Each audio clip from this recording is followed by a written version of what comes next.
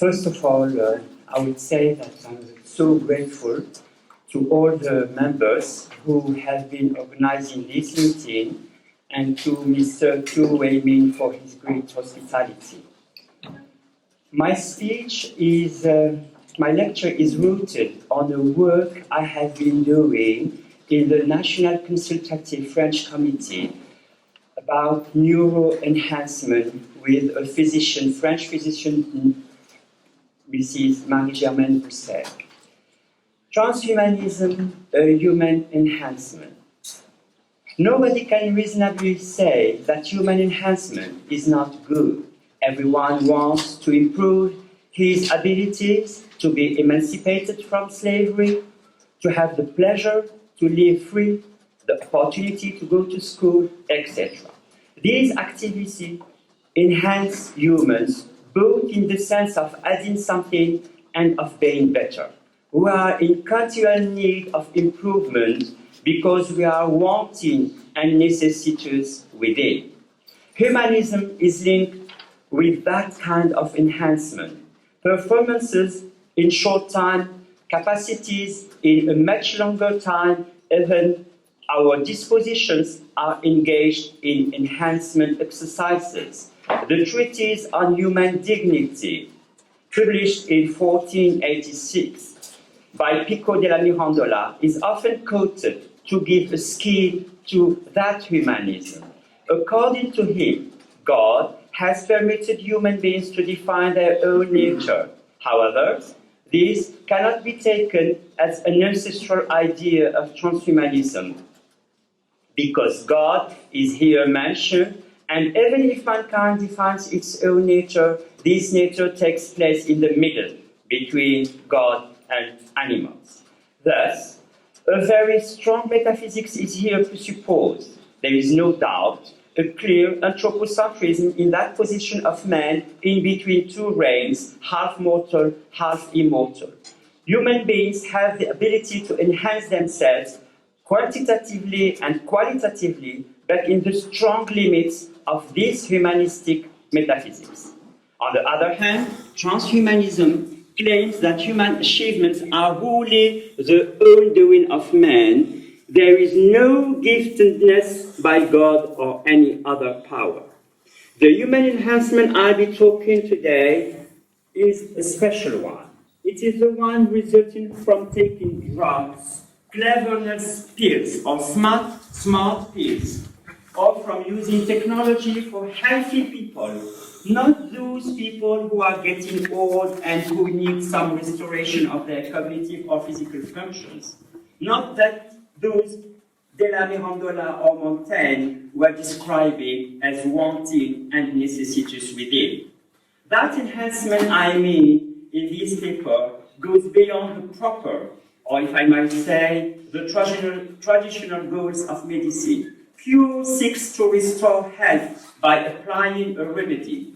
By contrast, enhancement seeks to surpass the normal, aiming to situate individuals as at the far end of the curve. Let's cross the definition given for human enhancement by Swiss Academy of Medicine and Swiss Academy of Humanities and Social Sciences with the definition given for transhumanism by Julian Huxley, well known as the man who had invented this term. First, the Swiss definition. Human enhancement is a medical or biotechnical intervention whose aim is to change human beings in terms of their skills and character in such a way that the change is seen as an improvement in their respective social, cultural contexts. Now let's return to Huxley's definition of transhumanism. The human species can, if it wishes, transcend itself, not just sporadically, an individual here in one way, an individual there in another way, but in its entirety as humanity.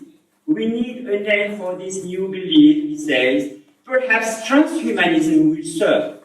Man remaining man, but transcending himself by realizing new possibilities of and for his human nature. This nature is what has to be transcended. the very specificity of human nature is to go beyond existence as it is given.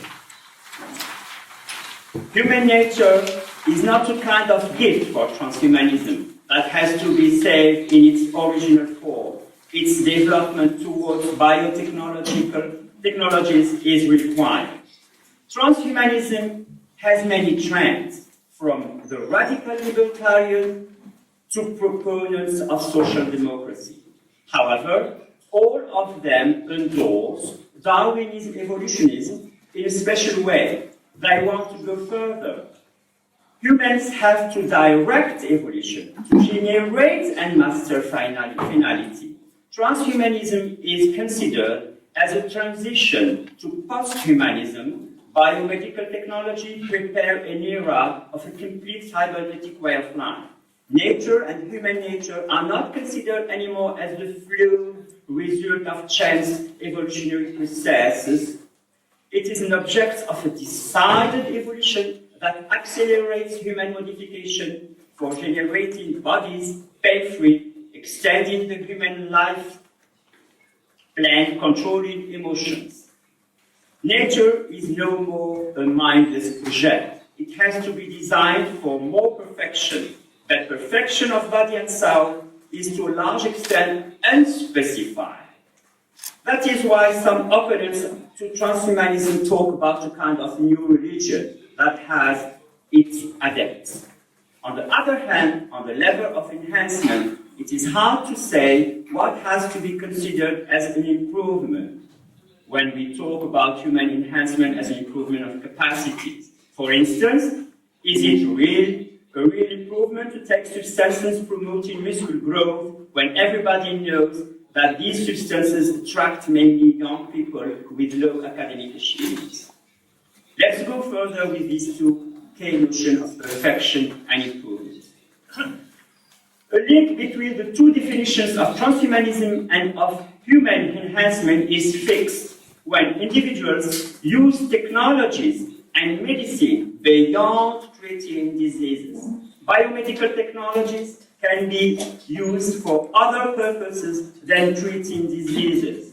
This enhancement is supposed to improve our appearance and to regulate our emotions. To feel good is not enough.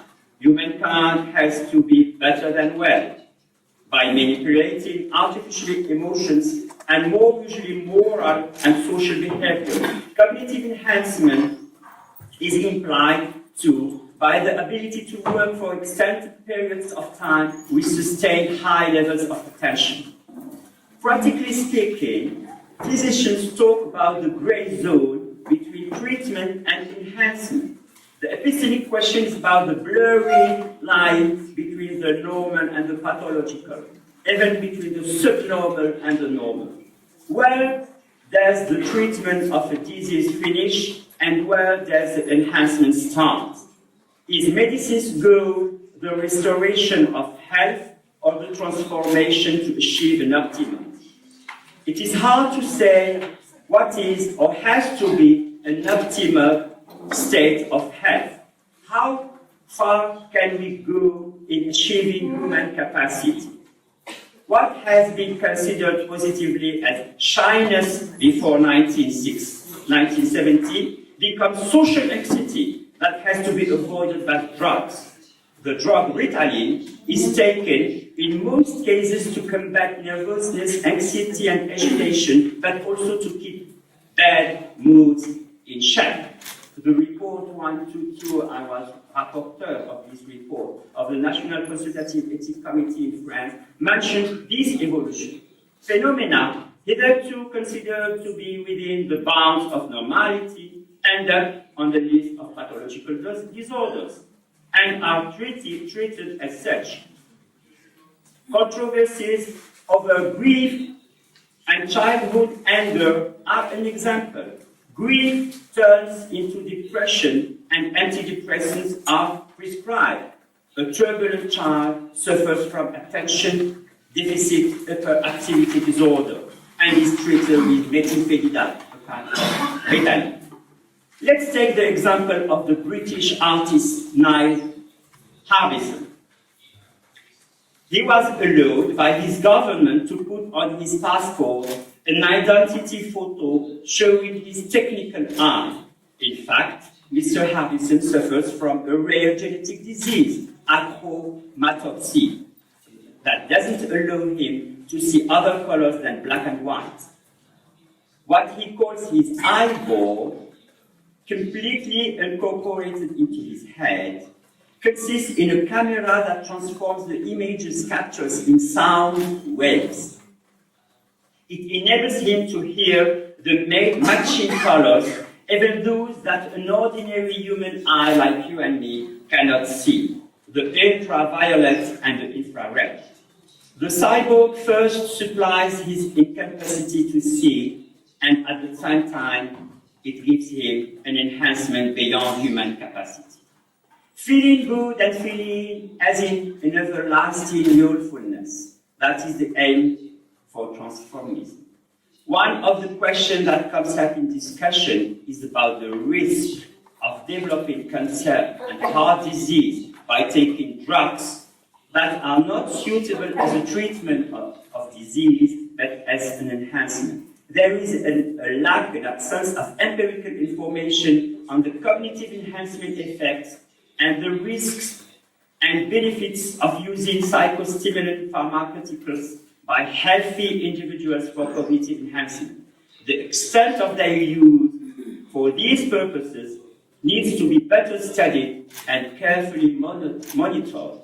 The problem remains who does increase benefits and who does minimize risks arising from the use of such medicine.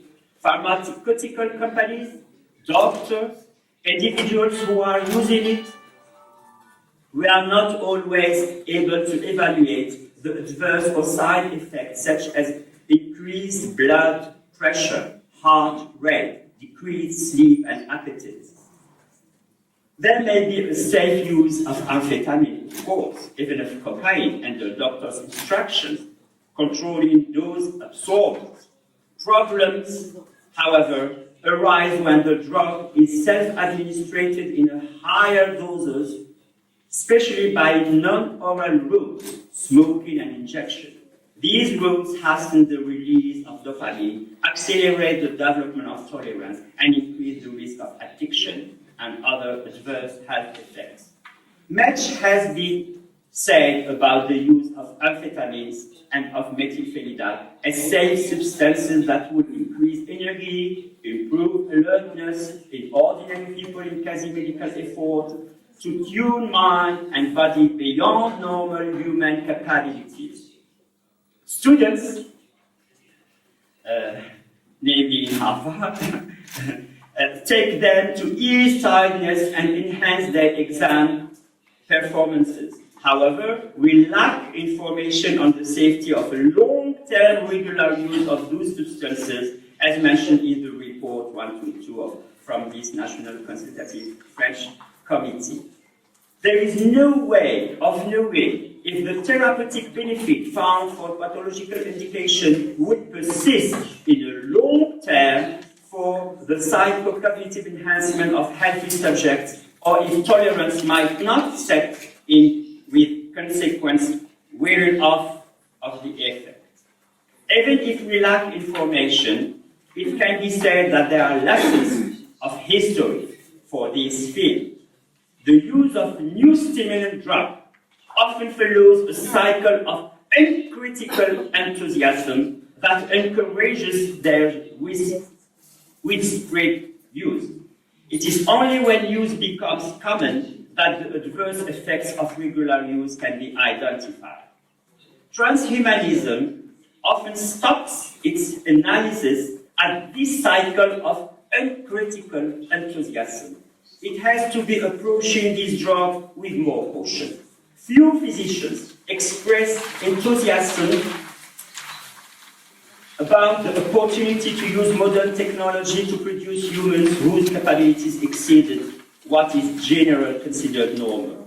This is not to say that we, or physicians in general, have to follow the anti-meliorists, since the anti-meliorists put the question on the side of the respect of nature, an argument that goes beyond the abuse of drugs. Those who might be qualified as anti-meliorists are afraid from the alteration of ourselves from using these new technologies. They say we already use and abuse full of antidepressants. The argument is turning about the question of alteration and moreover destruction of human nature. Nature has given us a gift we have to respect, as anti-meliorists say, namely Mr. Katz.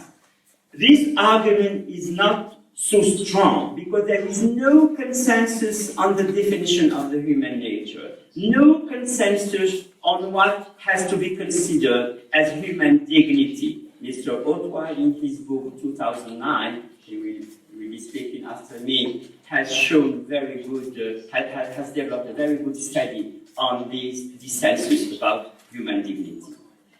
Law texts allude to human dignity by giving negative instructions. Human must not be injured, not be enslaved, not be harassed.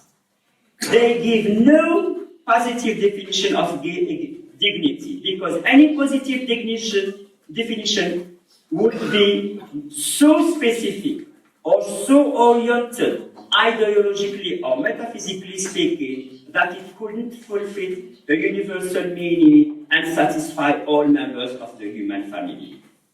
An epistemic argument can be added here to the law argument.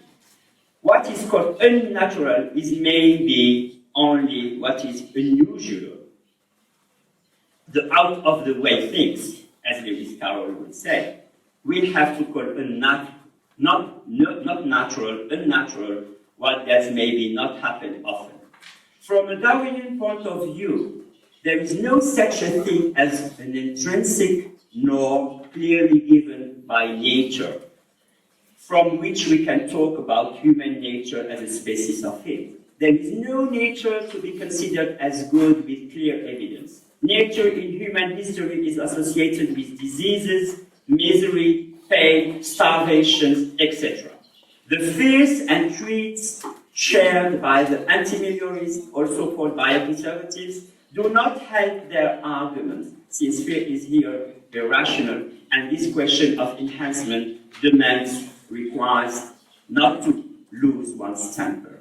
As Kaplan and Eliot put in their paper already mentioned, one can conceive that we are shaped by a causally powerful set of genetic influences and still remain skeptical as to whether these produce a single nature that all members of humanity possesses. Is there a single trait or fixed set of traits that defines the nature of who we are and have been throughout our entire existence on this planet? Put in terms of nature and human dignity, the discussion here cannot go further. We have to choose another way to progress in our analysis. Transhumanism, by endorsing a positive position on human enhancement, reminds us that technologies are not new now. It is a wide and human project that has a long history. Airplanes, computers, and so many technologies have already changed humans. The question now is just, according to them, that of an acceleration of this process. To signify this process and to be aware of the metaphysical positions, I underline two thought experiments, one from Lewis Carroll and his famous tale, Adventures of Alice in Wonderland, and one from Arabic tradition, namely from a physician and philosopher of the Middle Ages, Avicenna. The desire of Alice in the book of Lewis Carroll entitled Adventures of Alice in Wonderland to be a telescope. She wants to be a telescope, to shut up as a telescope, is meaningful as a thought experiment. And this happening gives us a lot of indication on our ordinary life. The mirror of the dream is very interesting.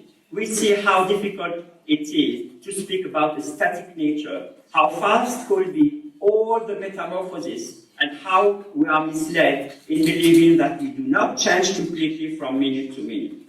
The acceleration of the changes and the metamorphosis lived by the little girl in this tale are a good argument for setting how puzzling is the question of self-identity and of that what human nature is. Concerning self-identity, the puzzling words of the Duchess in this tale are not completely nonsense, but they are surely queer enough, letting in a sweet trouble, letting us in sweet trouble. I can say about self-identity, the Duchess, I quoted, "Never imagine yourself not to be otherwise than what it might appear to others that what you were or might have been was not otherwise than what you had been would have appeared to them to be otherwise." This identity puzzle is an echo to the conversation Alice had had with Caterpillar at the beginning of the book, asking her, "Who are you?" twice without getting any answer. Hard to say what she was because of the multiple transformation she had had in only 24 hours. There is no limits but by our imagination to human transformation. All the substances Alice swallows are not safe. They change completely not only her appearance, her size, but also her memory. She cannot remember as she was used to before getting these substances names of countries. Paris, the capital of London, she said. She loses grammar and etc. But there is nothing in Carol's tale as losing identity or being in a kind of self-alienation by the metamorphosis Alice lives. This example is a clear hint to acceleration in the process of the enhancement, but it emphasizes the balance between the metamorphosis achieved and the loss of certain abilities as the forgotten lessons in history and grammar. This example gives also many indications about the relation of the self with organs and limbs. As she was eating the famous mushroom, Alice discovered herself in a new size. Where are my shoulders got to?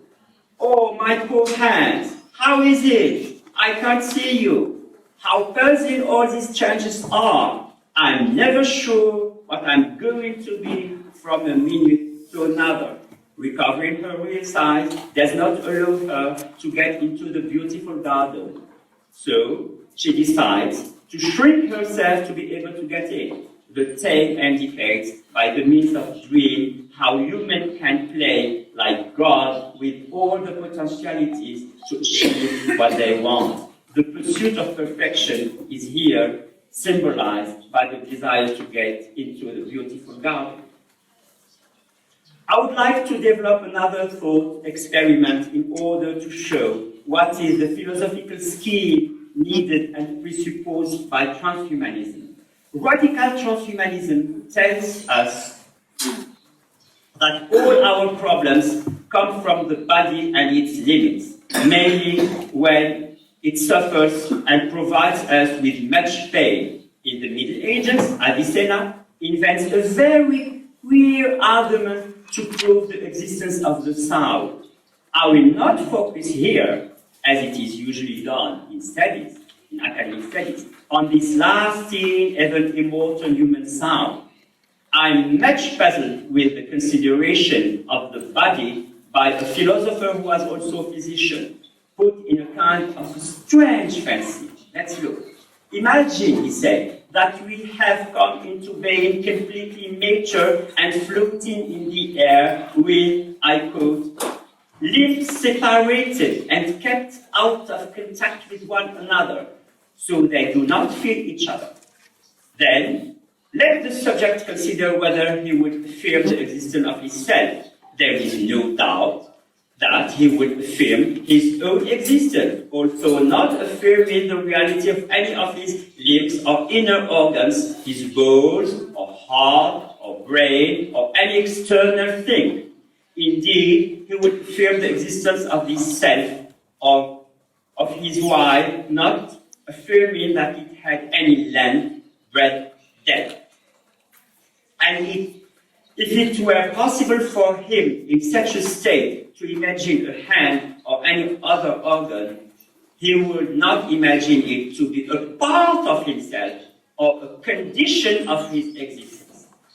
The question here is not, as I said, about the sound, but about this vision of a body, even the brain, completely dissociated from the sound and thought to be a kind of instrument, an external thing, he said, having nothing to do with the self and which possibly could be changed or transformed. Added to this, we have the main ontological principle that Avicenna has argued for, that is to say that existence is something added to the essence and able to be separated from it.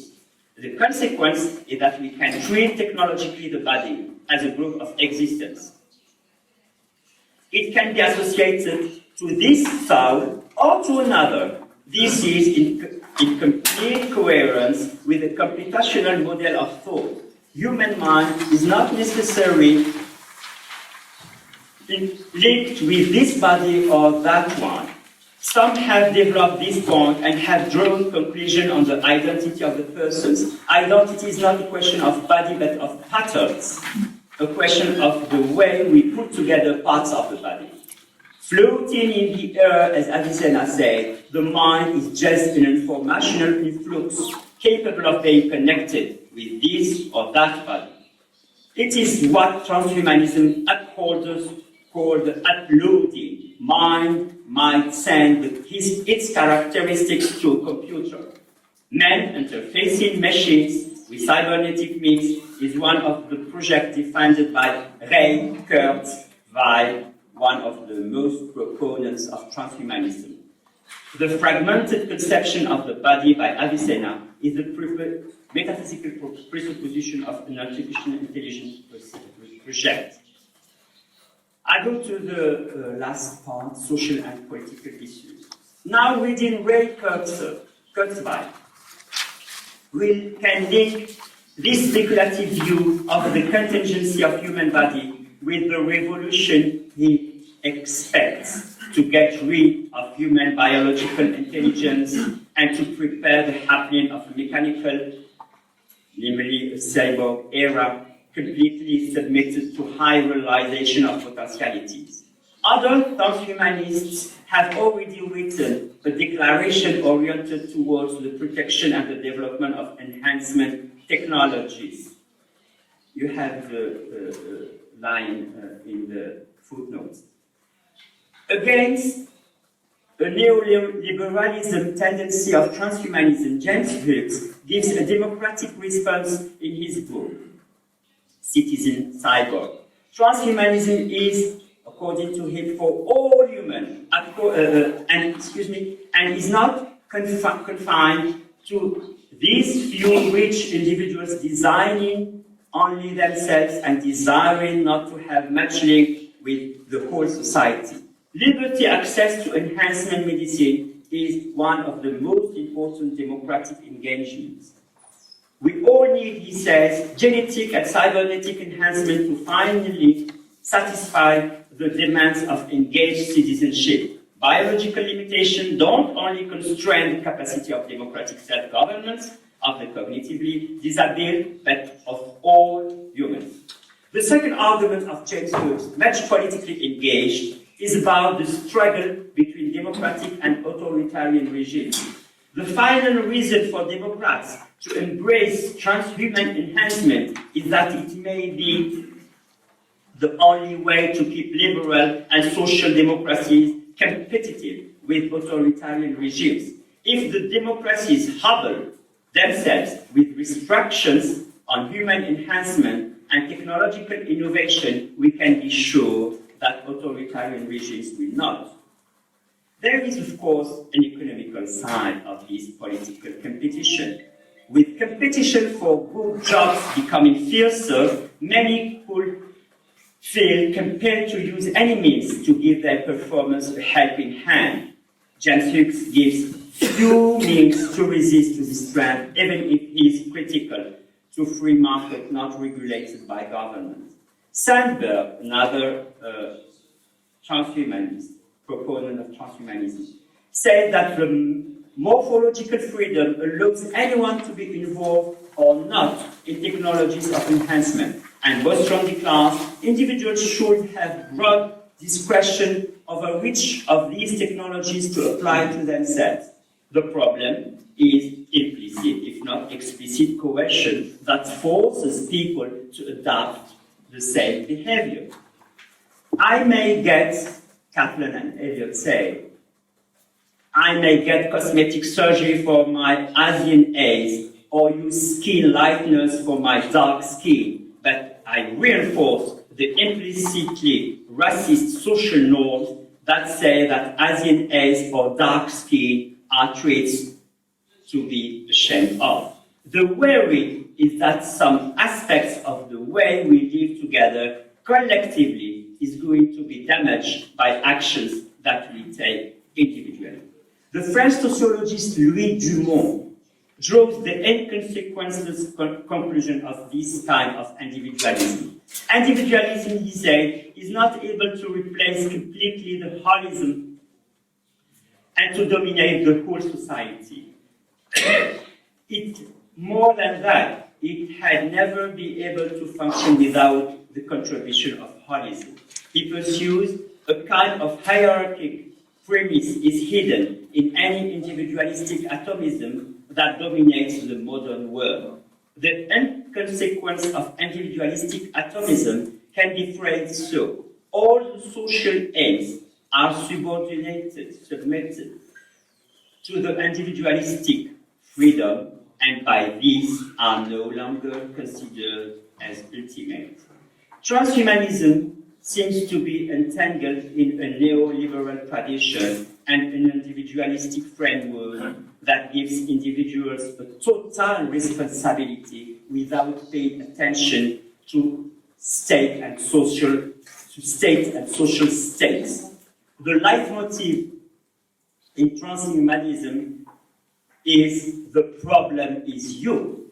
Our present state of affairs is thought to be, at least in great part, the result of individual moral failings. James Hughes is himself sharing that idea that technologies intrinsically make good choices and good goals for humanity, forgetting that technologies are just potentialities without a real power to decide politically what and how society can be planned.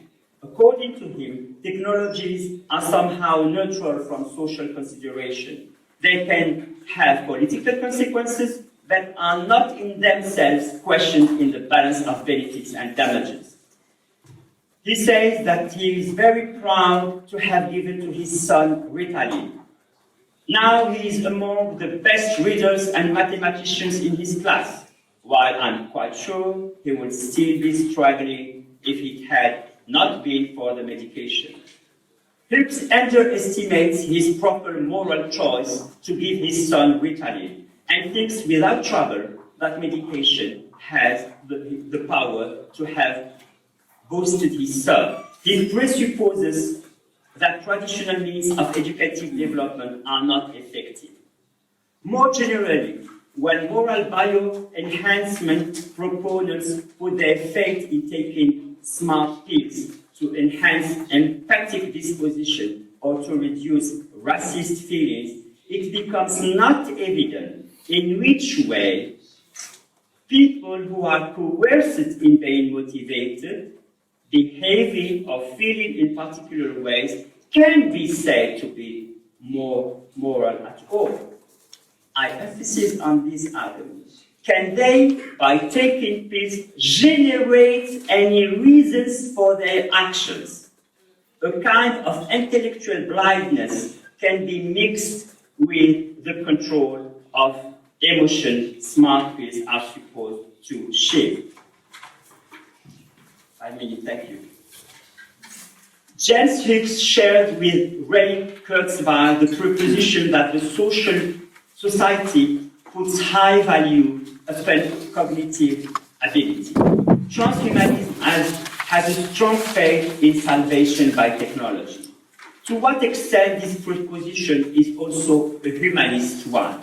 Amartya Sen, who can be considered as renewing Aristotelian view on capabilities is without doubt belonging to a humanist tradition.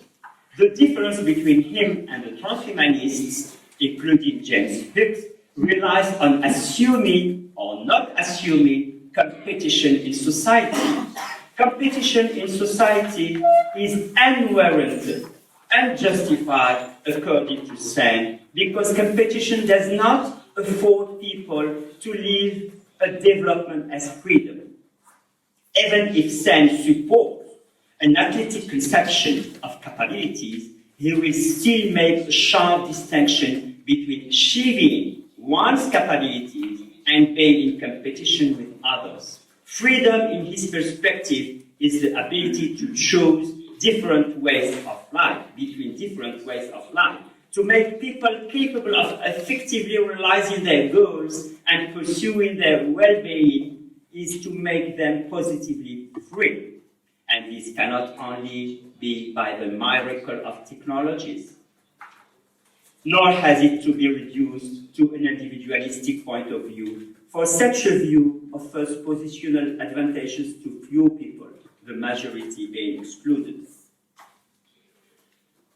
But this sounds as if freedom was an unproblematic concept without ambiguities. It is quite the contrary. And Amartya Sen is aware of that. Freedom is constantly evaluated, and it has to include interpersonal and intersocial variations. An account of achievements only in terms of active choice by oneself would be a mistake. We cannot hide problems arising from neglecting social and political consideration in the evaluation of the best elements available in our feasible choices. The pursuit of perfection, or at least of good life, is subordinated to the subordinated to the preservation and protection of rights. That's very important. These are a necessary extension of freedom, the rights. And freedom is a consequence of justice. There is nothing like a morphological freedom that enables everyone to choose by oneself his life. The general idea, I will finish with this quotation.